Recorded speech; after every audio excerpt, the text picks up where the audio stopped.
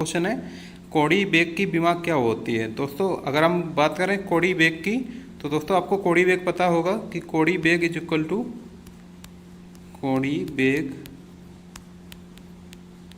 Is equal to दोस्तों कौड़ी विस्थापन अपान टाइम होता है। ठीक है दोस्तों, ये आपको ध्यान रखना है। यानी कि कौड़ी विस्थापन की जो बीमा होगी दोस्तों, यानी कि थीटा अपान टाइम। तो दोस्तों थीटा जो होता है ये यूनिट लेस होता है। तो दोस्तों इसकी कोई भी बीमा नहीं होती है। और टाइम की तो आपको पता ही है टी होता है। तो दोस्तों कौड़ी बेग की बीमा हो जाएगी टी पे पावर -1। ठीक है दोस्तों, ये आपको ध्यान रखना है। कौड़ी बेग की बीमा होती है टी पे पावर -1। तो दोस्तों इसमें आप देख लीजिए कौन सा ऑप्शन आपका मैच कर रहा है। यानी कि आपका option number C right answer हो जाएगा M0L0T-1। ठीक है दोस्तों, तो आपको पता है कि कौड़ी बेग इज इक्वल टू कौड़ी विस्थापन अपान टाइम। तो दोस्तों ये फार्मूला पर कभी कभी क्वेश्चन बन जाता है, ये आपको ध्यान रखना है। और दोस्तों बात करते हैं नेक्स्ट क्वेश्चन की, अल्टीमीटर से क्या नापते हैं, ये आपको बताना है। मतलब जो आपका अल्टीमीटर होता है इससे क्या नापते हैं। तो दोस्तों अगर हम कभी हाइट की बात करें ना, अगर आपको हाइट मेजरमेंट करने की बात करें तो दोस्तों वहाँ पर अल्टीमीटर का यूज होता है। ठीक है दोस्तों, भूतल से ऊंचाई नापने के लिए अल्टीमीटर का यूज किया जाता है, ये आपको ध्यान रखना है। अब बात करते हैं नेक्स्ट क्वेश्चन की, त्वरण की इकाई है। तो दोस्तों त्वरण क्या होता है कि दोस्तों सबसे पहले आपको एक फार्मूला पता होना चाहिए, F is equal to ma। ठीक है दोस्तों, तो यहाँ से आप त्वरण निकाल सकते हैं। या फिर एक और फार्मूला होता है A is equal to B/T, यानी कि चाल में परिवर्तन की दर ही त्वरण कहलाती है, ये आपको ध्यान रखना है। तो दोस्तों यहाँ से आपका फार्मूला क्या निकल के आता है, मीटर पर सेकेंड स्क्वायर। आपका ऑप्शन नंबर सी हो जाएगा त्वरण की इकाई। ठीक है दोस्तों, अब बात करते हैं नेक्स्ट क्वेश्चन की। 79 क्वेश्चन क्या कह रहा है, एक उड़ते हुए चक्के की प्रति सेकेंड घूर्णन किससे मापी जाती है। यानी कि जो आपका मतलब स्लिप डिस्क होगी उसकी घूर्णन गति किससे नापेंगे, ये आपको ध्यान रखना है। मतलब ये आपको बताना है। तो दोस्तों आपका जो ऑप्शन नंबर डी है ना, स्ट्रोबोस्कोप। दोस्तों ये क्वेश्चन बहुत ही इंपॉर्टेंट रहता है, क्योंकि दोस्तों ये आपका आरआरबी में पूछा जा चुका है क्वेश्चन, जो कि आपका गुड्स गार्ड में पूछा गया था। तो दोस्तों इस तरह के क्वेश्चन मतलब जो थोड़े आपको अटपटे से क्वेश्चन लगे ना दोस्तों, परीक्षा में इसी तरह के क्वेश्चन आपको पूछे जाते हैं। इसी वजह से मैं आपको प्रीवियस ईयर इसी वजह से करा रहा हूँ कि दोस्तों जो भी क्वेश्चन आ चुके हैं, अगर वो क्वेश्चन रिपीट हो तो आपसे क्वेश्चन वो नहीं छूटना चाहिए। ठीक है दोस्तों, अब बात करते हैं 80 नंबर क्वेश्चन की। एक प्रणाली जिसमें लंबाई के लिए मीटर का, राशि के लिए किलोग्राम का, समय के लिए सेकेंड का, ताप के लिए केल्विन का यूज किया जा रहा है और विद्युत धारा के लिए एम्पियर का। तो दोस्तों मतलब यहाँ पर सारी की सारी इकाई जो हैं वो आपकी MKS पद्धति में ली गई हैं। ठीक है दोस्तों, तो अब यहाँ पर बताना है, प्रकाश घनत्व के लिए कैंडेला का तथा पदार्थ की मात्रा के लिए मोल का उपयोग होता है, तो उसको क्या कहते हैं। तो दोस्तों आपको पता है कि ये बात किसके लिए की जा रही है। तो दोस्तों आपकी SI प्रणाली के लिए की जा रही है, क्योंकि दोस्तों MKS पद्धति में तो आपकी 3 ही राशियों को कवर करेगा ना ये।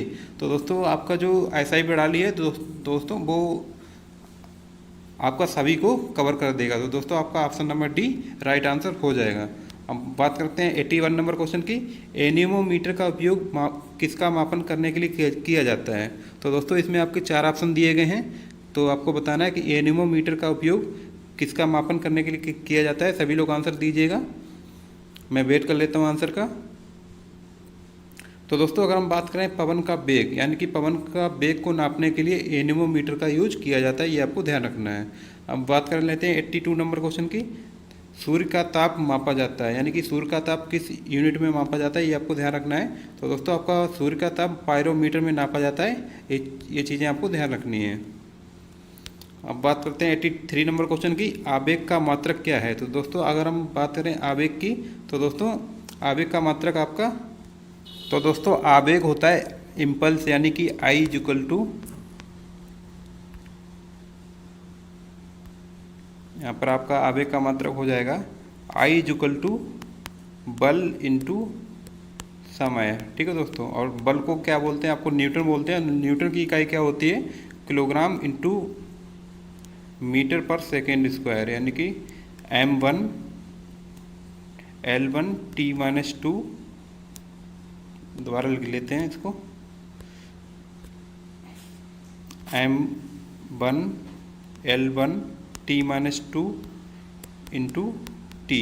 ठीक है दोस्तों, तो यहाँ से आपका आएगा M1 L1 और T -1। तो ये आपका क्या हो जाएगा यहाँ पर।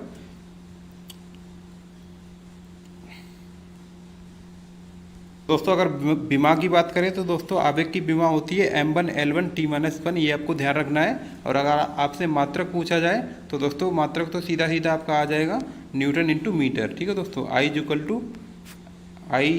टू F इंटू A होता है, ये आपको ध्यान रखना है। तो अब बात करते हैं 84 नंबर क्वेश्चन की। किसने पहला स्वचालित वाहन बनाया था, यानी कि ऑटोमोबाइल का आविष्कार किसने किया था, ये आपको बताना है।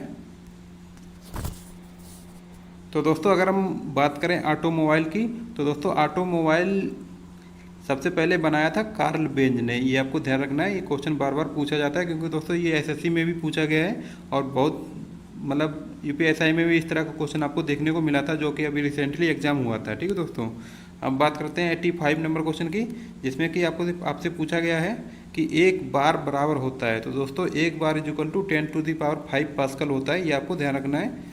मतलब ये भी आपकी दाब की यूनिट है और दोस्तों बार आपकी बायोमेट्री दाब की यूनिट है। ठीक है दोस्तों, ये आपको ध्यान रखना है। अब बात करते हैं टैकोमीटर वह उपकरण है जिससे नापा जाता है। तो दोस्तों आपको बताना है टैकोमीटर से क्या नापा जाता है। तो दोस्तों 86 नंबर का आप सभी लोग आंसर दीजिए। तो दोस्तों टैकोमीटर से आपकी चाल नापी जाती है या फिर जो आपकी घोड़ी गति होती है उसको नापते हैं टैकोमीटर से। ठीक है दोस्तों, अब बात करते हैं 87 नंबर क्वेश्चन की।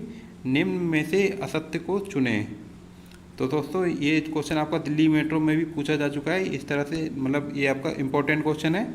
हर्ट्ज फ्रिक्वेंसी मापने की इकाई, केल्विन तापक्रम मापने की इकाई, बेल वातावरणीय दबाव मापने की इकाई, ओम विद्युतीय प्रतिरोध मापने की इकाई। तो दोस्तों आपको पता होगा कि फ्रिक्वेंसी को हर्ट्ज में नापते हैं, एंड तापक्रम को केल्विन में नापते हैं, एंड ओम मतलब विद्युत प्रतिरोध को ओम में नापते हैं। लेकिन बेल जो होता है बायोमेट्री दाब की इकाई नहीं है दोस्तों, बायोमेट्री दाब को बार में नापते हैं, ये आपको ध्यान रखना है। ठीक है दोस्तों, तो आपका ऑप्शन नंबर सी सही हो जाएगा यहाँ पर, मतलब असत्य जो ऑप्शन होगा वो आपका ऑप्शन नंबर सी होगा। हम बात करते हैं 88 नंबर क्वेश्चन की। निम्न में से कौन सी वेक्टर राशि है, यानी कि आपकी कौन सी राशि सदिश है वो आपको बतानी है। दोस्तों आपको पता होगा कि सदिश राशियों में आपका डायरेक्शन एंड डिस्टेंस दोनों ही होते हैं सदिश राशि में। तो मतलब आपको बताना है कि ऐसी कौन सी राशि इन चारों ऑप्शन में दी गई है जिसमें आपकी डायरेक्शन एंड डिस्टेंस दोनों हैं। बी की सबसे पहले बात कर लेते हैं। तो दोस्तों चाल आपकी एक अदिश राशि होती है, क्योंकि दोस्तों ये आपकी डायरेक्शन पर डिपेंड नहीं करती है। एंड ऊर्जा भी आपकी अदिश राशि होती है, ये भी डायरेक्शन पर डिपेंड नहीं करती। और तापमान भी आपका डायरेक्शन पर डिपेंड नहीं करता है। लेकिन दोस्तों आपका जो बल होता है ना, वो दोस्तों आपकी परिमाण और दिशा दोनों पर डिपेंड करता है, यानी कि आपका ऑप्शन नंबर ए सही हो जाएगा। बल आपकी वेक्टर राशि है। ठीक है दोस्तों, ये आपको ध्यान रखना है। अब बात करते हैं नेक्स्ट क्वेश्चन की। ल्यूमेन एकक है। तो दोस्तों ल्यूमेन के बारे में आपको बताना है। तो ल्यूमेन क्या है, तो दोस्तों ल्यूमेन जो होता है मतलब एकक को यहाँ पर मात्रक बोला गया है, यूनिट। तो इस तरह से आपको बताना है, मतलब ल्यूमेन जो है वो किसकी यूनिट है। तो दोस्तों ल्यूमेन आपकी ज्योति फ्लक्स की यूनिट है, ये आपको ध्यान रखना है। अब बात करते हैं 90 नंबर क्वेश्चन की। सूक्ष्मदर्शी का आविष्कार किसने किया था। तो दोस्तों आपको बताना है कि सूक्ष्मदर्शी का आविष्कार किसने किया था। तो दोस्तों सूक्ष्मदर्शी का आविष्कार किया था जेड जॉनसन ने। ठीक है दोस्तों, ये आपको ध्यान रखना है। अब बात करते हैं नेक्स्ट क्वेश्चन की। परमाणु घड़ी निम्न में से किसके संक्रमण पर आधारित होती है, यानी कि परमाणु घड़ी जो होती है वो किस पर आधारित होती है। तो दोस्तों आप जब यूनिट एंड मेजरमेंट चैप्टर पढ़ते हैं तो दोस्तों आपको उसमें परमाणु घड़ी होती है वो सीजियम पर डिपेंड होती है। ठीक है दोस्तों, तो दोस्तों ये मतलब आपका टॉपिक वाइज इसी वजह से मैं आपको करा रहा हूँ, जिससे कि आपके सारे के सारे कॉन्सेप्ट क्लियर हो जाएँ। और दोस्तों अगर समय बचेगा दोस्तों परीक्षा में तो आपको मतलब मैं प्रैक्टिस भी चैप्टर वाइज करा दूंगा, या फिर मैं आपके पूरा का पूरा सेट लगवा दूंगा, जिसमें आपका math, reasoning, science, GK, GS, Hindi सब कुछ कंप्लीट रहेगा आपका, जो कि आपका 2 घंटे में लगभग आपका पूरा पेपर फिनिश कराऊंगा डेली। तो दोस्तों अभी आपको टॉपिक वाइज आपको पढ़ा लेने दीजिए और आप अच्छे से हर टॉपिक को कंप्लीट कर लीजिए। उसके बाद हम फुल लेंथ मॉक टेस्ट भी करेंगे आपके साथ में। ठीक है दोस्तों, अब बात करते हैं 92 नंबर क्वेश्चन की। जूल निम्नलिखित की इकाई है। तो आपको बताना है कि जूल किसकी इकाई है। तो दोस्तों अगर हम जूल की बात करें तो दोस्तों जूल होती है ऊर्जा की इकाई। ठीक है दोस्तों, ये आपका ऑप्शन नंबर ए सही हो जाएगा, क्योंकि दोस्तों आपको पता होगा कि बल को तो न्यूटन में नापते हैं एंड दाब को आपको पास्कल में नापते हैं और तापमान को डिग्री सेल्सियस या फिर अगर एमकेएस पद्धति की बात करें तो दोस्तों डिग्री केल्विन में नापते हैं, ये आपको ध्यान रखना है। अब बात करते हैं 93 नंबर क्वेश्चन की, अश्व शक्ति किसका मात्रक है। दोस्तों अश्व शक्ति होता है, यहाँ पर आपको शक्ति इसी में दिख रही है कि दोस्तों अश्व शक्ति होता है शक्ति का मात्रक, ठीक है दोस्तों। और एक एच पी इक्वल टू 746 वाट होते हैं, ये भी आपको ध्यान रखना है। एक एच पी इक्वल टू 746 वाट। अब बात करते हैं एक्सरे का शोधक था, यानी कि एक्सरे की खोज किसने की थी ये आपको बताना है। तो दोस्तों एक्सरे किरणों की खोज करी थी रंजन ने, ये आपको ध्यान रखना है। ऑप्शन नंबर सी सही हो जाएगा आपका। अब बात करते हैं 95 नंबर क्वेश्चन की, निम्न में से कौन सी सदिश राशि है, ये आपको बताना है। मतलब आपको वह राशि बतानी है जिसमें डायरेक्शन एंड डिस्टेंस दोनों हो। तो दोस्तों आपकी तापमान तो आपकी अदिश राशि है, तो आपका ये गलत हो जाएगा आंसर। एंड ऊर्जा भी आपकी अदिश राशि है, लेकिन दोस्तों इसमें संवेग जो है आपकी वो सदिश राशि होती है, ये आपका ऑप्शन नंबर सी सही हो जाएगा। और दोस्तों आपकी दाब भी अदिश राशि है, तो ये आपका गलत हो जाएगा। तो अब बात करते हैं 96 नंबर क्वेश्चन की, एंगस्ट्राम क्या नापते हैं। दोस्तों ये बहुत इंपॉर्टेंट क्वेश्चन है, इसको आप वेरी वेरी वेरी इंपॉर्टेंट लिख सकते हैं, क्योंकि दोस्तों एंगस्ट्राम क्या नापता है ये दोस्तों बार बार आपकी परीक्षा में पूछा जा रहा है।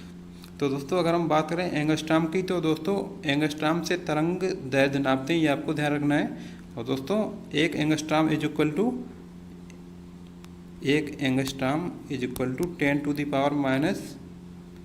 10⁻⁻10 मीटर होते हैं, ये आपको ध्यान रखना है। अब बात करते हैं 97 नंबर क्वेश्चन की, जिसमें कि आपको सूची मिलानी है पूरी। तो दोस्तों इसमें क्या दिया गया, सबसे पहले ए को देख लेते हैं, त्वरण। तो दोस्तों त्वरण को नापते हैं मीटर पर सेकंड स्क्वायर में, एंड बल को नापते हैं न्यूटन में, और जो कार्य किया जाता है कार्य को जूल में नापते हैं, और तापमान को फ़ारेनहाइट में नापते हैं, यानी कि डी पर आपका 1 होना चाहिए।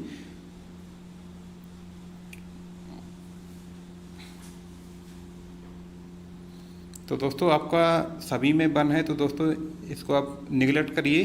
और दोस्तों सी ऑप्शन में आपका होना चाहिए, सी पर होना चाहिए आपका 2, यानी कि आपका या तो सी ऑप्शन गलत है, सॉरी आपका सी ऑप्शन सही है या फिर डी ऑप्शन सही है। और दोस्तों बी को चेक कर लीजिए, बी पर आपका 3 होना चाहिए। तो दोस्तों बी पर आपका ये 3 ये यहाँ पर दिया गया है, तो दोस्तों आपका राइट आंसर सी सही हो जाएगा। अब चलते हैं नेक्स्ट क्वेश्चन पर, निम्न में से किसमें नॉट का उपयोग किया जाता है।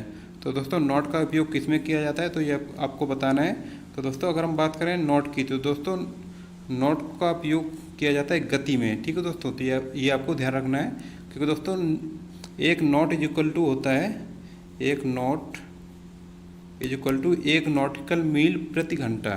1 नॉटिकल मील प्रति घंटा, ये आपको कभी कभी पूछ लिया जाता है, 1 नॉट क्या होता है। दोस्तों 1 नॉटिकल मील मतलब 1 घंटे में 1 नॉटिकल मील चली गई दूरी, तो दोस्तों उसको 1 नॉट बोलते हैं, ये आपको ध्यान रखना है। अब बात करते हैं 99 नंबर क्वेश्चन की, अल्बर्ट आइंस्टीन था एक प्रसिद्ध।